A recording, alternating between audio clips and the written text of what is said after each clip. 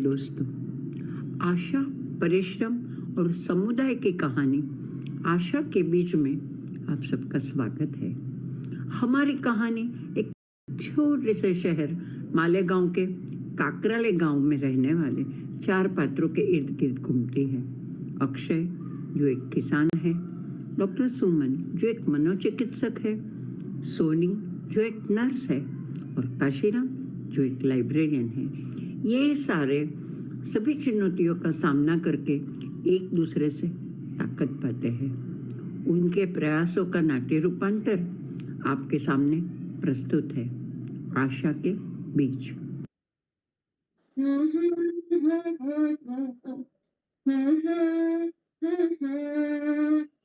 रोज रोज साफ करता हूँ, फिर भी ये धूल आ ही जाती है। अरे भाभी जी, आप चुपचाप बैठ गई और ये आप किताब के पन्ने क्यों पलट रहे हो? अस्पताल में कुछ हुआ है क्या? नमस्कार भाई साहब जी। आज हॉस्पिटल में एक ऐसी घटना हो गई है जिसकी वजह से मन बहुत परेशान है। कोई गंभीर बात है क्या? जी, एक कम उम्र की महिला और वो भी प्रेग्नेंट, उसके पति का एक्सीडेंट में देहांत हो गया और उसकी दिमागी हालत इतनी ज़्यादा खराब है कि उसको संभालना बड़ा मुश्किल हो गया। वो ये मानने को ही नहीं तैयार है कि उसका पति उसको छोड़कर जा चुका है। बस इन्हीं सब बातों से मन बहुत विचलित हो गया है। जी, आप तो खुद एक मनोचिकित्सक है, फिर भी पर जानता हूँ ऐसा समय बहुत कठिन होता है। जी, वो बात तो है। और जब मैं घर आई तो अलमारी खोलते ही राजेश की शर्ट दिखाई दे गई। मन और भी दुखी हो गया। उनकी सारी यादें मेरी आंखों के सामने ऐसे घूमने लगी। मैं जानता हूँ राजेश के जाने के बाद आप बहुत ही अकेले हो गए। पर भाभी जी, आप तो हिम्मत वाली है। आपके हौसले से तो हम सबको ताकत मिलती है ना। भाई साहब, आपके बहुत सुकून मिलता है आपकी बातों से, इसीलिए तो मैं यहाँ चली आती हूँ और इन किताबों से बहुत हिम्मत मिलती है। पर क्या करूँ, उदासी नहीं जाती। देखिए भाभी, मैं और राजेश तो कॉलेज से फ्रेंड है और हम तीनों ने भी कितना अच्छा समय गुजारा है। तो प्लीज कुछ बात है तो प्लीज मुझसे मत छुपाइए। देखिए, मैं हर एक का सुख दुख बांटता हूँ, तो मैं आपका भी बांटना चाहता हूँ। भाई साहब, आपने तो हमेशा से ही बहुत सहारा दिया है। जब राजेश थे तो हम दोनों ने कितना अच्छा समय गुजारा।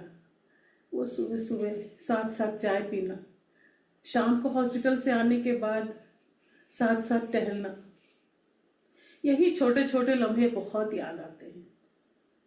और यही लम्हे तो जिंदगी को खास बनाते हैं। और जब ये चले गए तो ऐसा लगता है जैसे उनकी यादें ही तो साथ रह गई हैं। उन्हीं यादों के सहारे खुद को संभालती हूँ। पर क्या करूँ, ये दर्द ही जीवन का साथी बन गया है। दर्द से भागने का मन तो बहुत करता है, पर भागने से दर्द कोई कम होता है क्या? आप तो जानते ही हैं कि इनको सलीके से रहने का कितना शौक था और ये हमेशा यही चाहते थे कि मैं मुस्कुराती रहूं, अच्छी तरह से रहूं, खुश रहूं। मैं जानता हूँ। और मेरी बेटी भी तो यही चाहती है कि उसकी मम्मा खुश रहे, हंसती रहे। और जब मैं तैयार होती थी तो ये बस मुझे देखा करते थे और इनके मुंह से तो ऐसी शायरी निकलनी शुरू हो जाती थी, लगता था जैसे ये बहुत बड़े शायर हो। भाभी जी, आप तो शर्मा गए। यही शायरी गाते थे ना, तू यूं ही सजती रहे, मैं सजाता रहूं, मैं गाता रहूं, तू शर्माती रहे, बस अपना प्रेम यहीं ठहर जाए। ना कम ना ज्यादा, बस दिल से यही दुआ है। मुझे पता है कि ये शायरी उनकी नहीं, ये आपकी लिखी हुई है। मैंने तो उनको कभी पता भी नहीं लगने दिया कि ये शायरी उनकी नहीं, आपने लिखी थी। पर क्या करूं भाई साहब, मुझे तो हॉस्पिटल अच्छी तरह से ड्रेसअप होके जाना ही पड़ता है ना, मेरा तो प्रोफेशन ही वही है। लेकिन वहाँ पर इतने बेतुके और इतने खराब कमेंट्स मिलते हैं कि दिल छलनी हो जाता है कि 1 साल ही तो हुआ इसके पति को गए हुए। कितना बन ठन कर आती है, मैं समझ नहीं आता, मैं करूं तो क्या करूं। भाई साहब एक बात बताइए, क्या किसी विधवा को जीने का अधिकार नहीं है? क्या किसी विधवा को अच्छी तरह से रहने का अधिकार नहीं है? है ना? क्यों नहीं है? क्यों ऐसी बातों में मन छोटा करते हो? आपने वो गाना नहीं सुना? कुछ तो लोग कहेंगे, लोगों का काम है कहना, छोड़ो बेकार की बातों में कहीं नैन अपने भिगोना। सुनिए, मैं अभी आपका मूड ठीक कर देता हूँ। ये लीजिए गुलशन नंदा की कहानी, ये पढ़ के आपका मूड बिल्कुल बदल जाएगा। लीजिए। अरे भाई साहब, आपको याद था? गुलशन नंदा तो मेरे फेवरेट राइटर है। सर ये बुक तो बहुत अच्छी लग रही है, मैं यहीं चाह के बैठती हूँ और थोड़ी देर यहीं पे बैठ कर पढ़ूँ। हाँ, आप जब तक चाहे बैठ सकते हो। Thank you. नमस्ते डॉक्टर सुमन। नमस्ते काशीराम जी। नमस्ते सोनी। नमस्ते सोनी जी। पर आज आप कुछ गुस्से में लग रही है। काशीराम जी, आज हॉस्पिटल के अधिकतर डॉक्टर छुट्टी पे थे, तो हम नर्सों का काम काफी बढ़ गया था। इसलिए ड्यूटी खत्म होने पे मैं अपना मूड फ्रेश करने और अपनी थकान दूर करने के लिए नदी किनारे घूमने चली गई। सोनी, तब तो आपको फ्रेश फील करना चाहिए था, पर आप कुछ परेशान दिखाई दे रही हैं। जानते हैं आप लोग, नदी के किनारे पानी में सफेद झाग दिखने लगे हैं। लगता है अब उसमें लोग बायो कचरा और केमिकल वेस्ट डालने लगे हैं। नदी का सारा पानी ही प्रदूषित हो गया है। ऐसे तो लोग बीमार हो जाएंगे। तभी तो हमारे हॉस्पिटल में आजकल जॉन्डिस और टाइफाइड के मरीजों की संख्या काफी बढ़ रही है। ये तो आजकल वायु प्रदूषण भी कितना बढ़ गया है ना। इसीलिए आजकल श्वास से संबंधित मरीजों की संख्या रोज बढ़ रही है। अब तो बच्चे भी इसका शिकार हो रहे हैं। परसों ही एक बच्चा जिसको कुछ दिनों से खांसी थी, डॉक्टर ने उसका एक्सरे कराया तो पता चला उसका आधा फेफड़ा ही खराब हो गया है। पता नहीं उसके आगे का जीवन कैसे व्यतीत होगा। सोनी, आप बिल्कुल ठीक कह रही हैं। हमारे हॉस्पिटल में भी आजकल सांस के मरीज बहुत ज़्यादा आ रहे हैं। वो भी क्या समय था जब हम छत पर सोते थे, कितनी शुद्ध हवा, कितना स्वच्छ आकाश दिखाई देता था।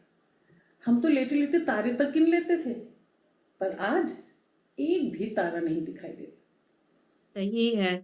अगर हमने अभी कुछ नहीं किया ना, तो हमारी आगे आने वाली पीढ़ियां शुद्ध हवा और शुद्ध जल के लिए तरस के रह जाएंगी। काशीराम जी, अगर आपके पास वायु प्रदूषण को कम करने के उपाय का कोई किताब हो तो मुझे दीजिए, मैं पढ़कर कुछ करना चाहती हूँ। हाँ है ना, मैं अभी ढूंढ निकालता हूँ। अरे अच्छा, तू यहाँ बैठा है, तू लाइब्रेरी में कैसे? बुआ बुआ नमस्ते। मैं तो अखबार पढ़ने पूछ आया। रहा है मुझे कि तू कितनी अखबार पढ़ रहा है। अखबार में फोन छुपाकर गेम खेल रहा है। क्या हो गया है बेटा तुझे? भैया के जाने के बाद घर और खेतों की जिम्मेदारी तुझ पे ही है। तेरी सारी फसल बर्बाद हो गई, लाखों का नुकसान हो गया, और एक तू है कि तुझ पे कोई असर ही नहीं होता। बारिश नहीं हुआ तो मैं क्या करूं? ये कोई मेरे बस की बात है? मुझे तो गेमिंग में बड़े मजे आते हैं। पता है बुआ, कल मैंने 500 रुपए कमाए और कई बार तो मैं इससे भी ज्यादा कमा लेता हूँ।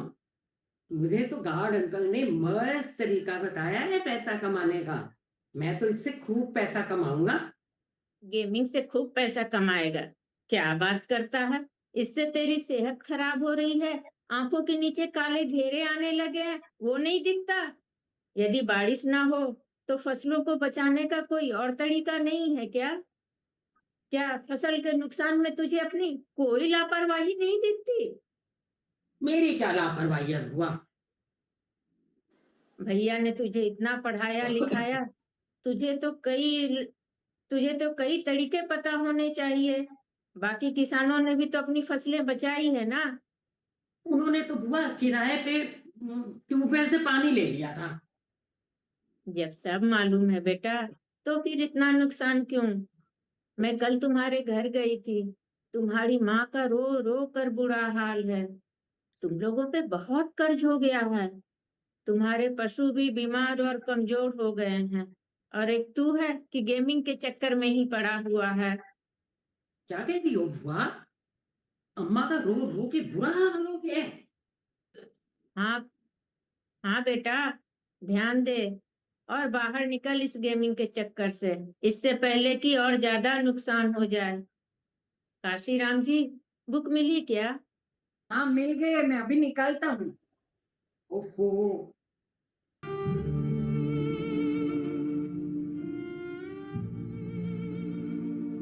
हो गया है मुझे।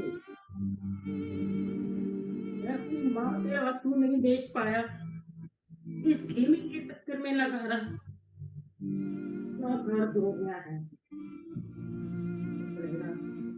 मेरे तो सारे दोस्त भी मुझसे दूर हो गए। क्या करूं?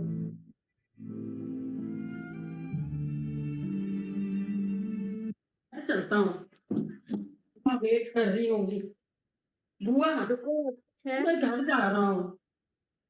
रुको अक्षय। डॉक्टर सुमन, काशीराम जी, अक्षय खेती बहुत अच्छे से जानता है, पर ऑनलाइन गेमिंग के चक्कर में खेती पर ध्यान ही नहीं देता। अब आप लोग ही इसे कुछ समझाइए प्लीज। देखो बेटा, तेरी बुआ सही कह रही है। ये गेमिंग वालों की है ना स्ट्रेटेजी होती है। पहले थोड़ा बहुत जीता देते हैं, फिर आपको गेम का इतना आदी बना देते हैं ना कि फिर पीछे मुड़ना बेकार, और फिर बर्बाद हो जाते हो। अरे बेटा, तूने तो कृषि विज्ञान में डिप्लोमा किया है। अरे यहाँ बैठ के ही तो तू पढ़ा करता था। और तेरे अव्वल आने पर तेरे पिताजी ने हम सबको मिठाई भी तो खिलाई थी। बेटा समझ, तू खेती में भी बहुत पैसे कमा सकता है।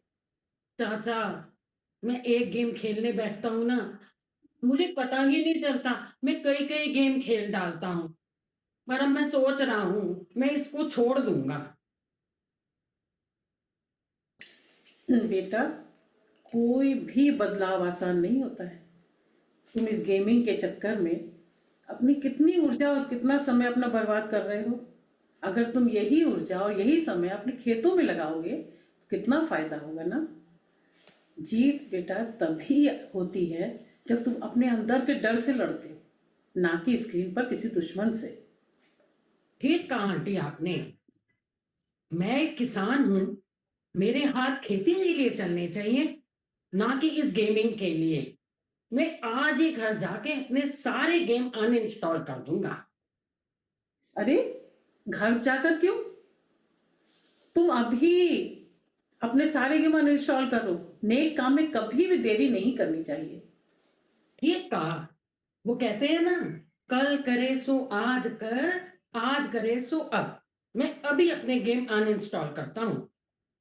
शाबाश बेटा, मुझे तुमसे यही उम्मीद थी। अब खेती पर ध्यान देना। पर बुआ, पानी की समस्या। वही तो मैं सोच रही हूँ। अपनी मौसम नदी में पानी तो बहुत है, पर प्रदूषित है। कैसे उसे शुद्ध करके खेतों तक पहुंचाया जाए? आपकी समस्या का हल मिल गया, आपकी किताब भी मिल गई। लीजिए, इसमें आपकी सारी समस्या का हल मिल जाएगा। अरे चाचा, ये किताब तो मैंने एग्जाम के टाइम पढ़ी थी। ये तो बहुत अच्छी किताब है। बुआ, मैं इस बुक को दोबारा पढ़ूंगा। बुआ, आज आप मेरे साथ मेरे घर चलो ना। अम्मा को भी तो ये खबर सुनानी है। अम्मा बहुत खुश होंगी। एक मिनट बेटा। डॉक्टर सुमन, काशीराम जी, मुझे इस काम में आप लोगों की मदद की बहुत जरूरत होगी। हाँ हाँ, मैं तो तैयार हूँ, जब भी जो भी बोलो। और हाँ, आपको और लोगों को भी जुड़ना है तो मैं लोगों को समझाऊंगा। और याद रखिए, मेरी लाइब्रेरी आपकी मीटिंग के लिए हमेशा खुली रहेगी। और सोनी, मैं हमेशा आपकी मदद के लिए तैयार हूँ। हाँ डॉक्टर सुमन, मुझे वन विभाग के लोगों को पत्र लिखकर बताना है कि कुछ लोग वृक्षों की अवैध कटाई कर रहे हैं, इसलिए वे उनके खिलाफ कठोर कार्रवाई करें। हाँ सोनी, ऐसे कुछ लोग मेरी जान पहचान में हैं जो तुम्हारा पेपर वर्क बहुत अच्छी तरह से कर सकते हैं। आप लोगों का मदद के लिए बहुत धन्यवाद। चलती हूँ। चल अच्छा। अभी जी, आपको ऐसा नहीं लग रहा है कि अक्षय जैसे कई बच्चे जो ड्रग, धूम्रपान, गेमिंग इत्यादि बुरी आदतों के शिकार है, उनके लिए हमें कुछ करना चाहिए? ज़रूर भाई साहब, ये तो बहुत अच्छी सोच है कि इन बच्चों को अगर नहीं संभाला गया तो आगे की जनरेशन तो अच्छी नहीं होगी। और मुझे बहुत अच्छी तरह से पता है कि आपने कुष्ठ रोगियों के का और बुजुर्गों का बहुत ज़्यादा समाज में उनको एक स्वीकृति दिलवाई है। और आज हमारे गांव का ये हाल है कि घर के जो बच्चे हैं, ये घर के बुजुर्गों को और रोगियों को बोझ नहीं समझते। और इसका पूरा श्रेय जाता है श्री दीनानाथ जी को, जो एक कुष्ठ रोगी होते हुए भी समाज सेवा कर रहे हैं। मैं भी उनके साथ जुड़ गया हूँ और उनके फलस्वरूप उनका परिवार अभी उनके साथ रहने आ गया है। और वो सीताराम चाचा मालूम है, जिनको कैंसर हुआ था, उनके बच्चों ने भी उनकी इतनी सेवा की कि सीताराम चाचा ने भी कैंसर को मात दिया। और वो पार्वती मौसी, अरे आपकी पड़ोस वाली, हमेशा अपने बहू के साथ झगड़ा करती रहती थी, अभी वो दोनों भी शांति से एक घर में रहते हैं। भाई साहब, आपके इस नेक काम में मैं भी आपके साथ जुड़ना चाहती हूँ। मैं चाहती हूँ कि विधवा के पुनर्विवाह को हमारे समाज में बढ़ावा मिलना चाहिए। वो मेरे पड़ोस में एक आरती, जिसके अभी पिछले साल ही तो शादी हुई थी, अभी 2 दिन पहले उसके पति का बीमारी से निधन हो गया। बहुत कम उम्र है उसकी। मैं चाहती हूँ कि वो अपनी ज़िंदगी फिर से अच्छी तरह शुरू करे, पर अभी थोड़ी जल्दी है। मैं टाइम निकाल कर जाऊँगी उसके घर और उसको भी समझाऊँगी और उसके ससुराल वालों को भी समझाऊँगी। भाई साहब, विधवा के पुनर्विवाह को स्वीकृति मिलनी ही चाहिए। विधवा का पुनर्विवाह, ये तो बहुत ही उच्च विचार है। भाभी जी, आप भी? अरे नहीं नहीं भाई साहब, प्लीज़, मैं अपनी बेटी के साथ बहुत खुश हूँ। प्लीज़ ऐसी बातें नहीं। भाई साहब, मैं ये बुक लेकर जा रही हूँ, घर में पढ़ूंगी। अभी चलते हैं। अच्छा, नमस्कार।